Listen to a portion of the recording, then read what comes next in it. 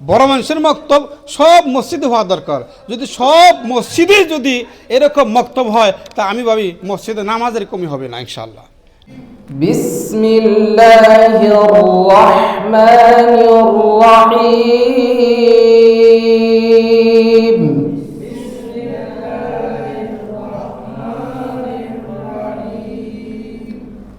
আলহামদুলিল্লাহি রাব্বিল আলামিন।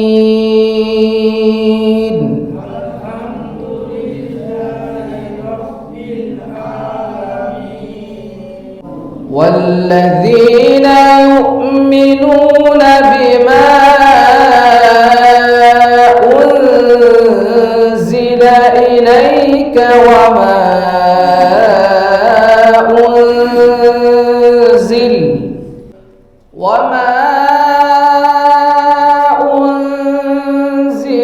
من قبلك من الشيطان الرجيم بسم الله الرحمن الرحيم إياك نعبد وإياك نستعين صدق الله العظيم। সম্মানীয় ওলামায়ে কেরাম, মুরব্বিয়ানে সমাজ, আমার স্নেহর ছাত্ররা, যা হোক আজকে আমি অত্যন্ত খুশি, অন্তরে বহুত খুশি হয়েছি যে এখানে এরকম একটা মক্তব চলতেছে যে মক্তবের ধারায় এত ফায়দা। সব জায়গায় তো আমাদের ছেলেদেরকে, আমাদের ছোট ছোট মেয়েদেরকে মক্তবে পাঠাইয়া বা মাদ্রাসায় পাঠাইয়া শিক্ষা হাসিল করাইতে পারি, কিন্তু এটা একটা বড় খেদমত। যারা বয়স হয়ে গেছে, মক্তবে গেতেও শর্মায়, শিক্ষা নিতেও শর্মায়, মনের ভাব হয় এই বয়সে কি শিক্ষার বয়স নাকি, এই বয়সে আমরা কিরকম করে শিখবো।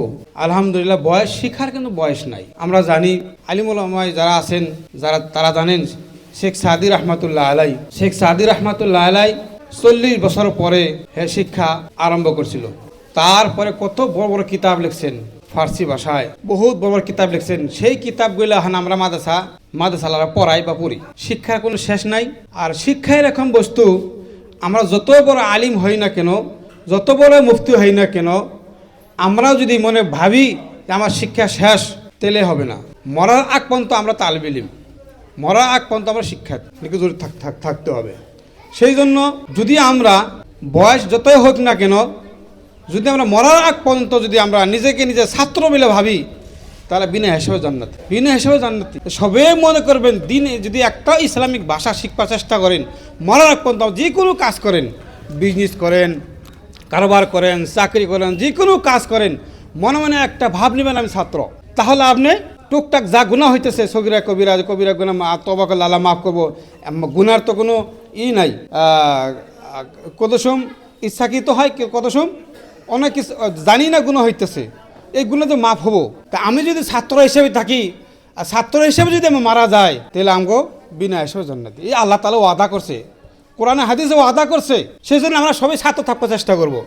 আমরা যত বড় মুফতি হই না কেন, যত বড় আলিম হই না কেন, যত বড় আমরা ব্যারিস্টার বা ডাক্তার হই না কেন, সবসময় আমরা ইসলামিক ছাত্র হওয়ার চেষ্টা করবো। ইসলামিক ছাত্র মনে করবো, ইসলামিক ছাত্র।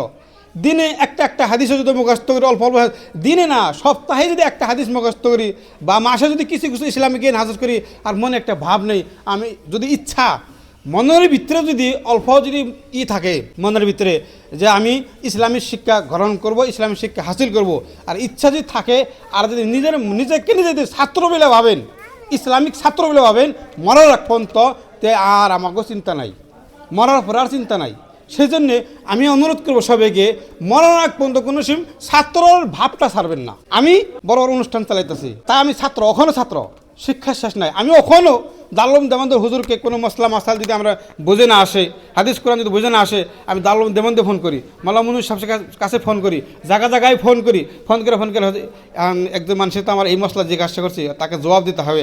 আমি আমার ওই রকম না, একদম মশলা জিজ্ঞাসা করলো লগে লগে জবাব দিই না। যদি আমার জরফে আসে বা জানি, লগে লগে কই, যদি না জানি বুঝে না আসে, লগে লগে আমি হুজুরকে ফোন করি, বড় বড় হুজুরকে ফোন করি যে এখন আমি বুঝতেছি না, আপনি বুঝাই দিন, তারপরে আমি জবাব দিই। কত কথা আছে যেন এখন বুঝান শর্মাইয়া অমনি উল্টাপাল্টা জবাব দিয়ে দেয়, পরে ভেজাল বাজে।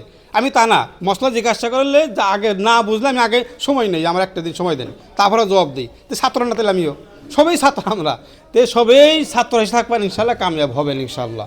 তো সময় বেশি নেই না। আর এরকম মক্তব আমাদের গ্রামে গ্রামে যারা মসজিদে এলাকায় আছেন, সব মসজিদে হওয়া দরকার।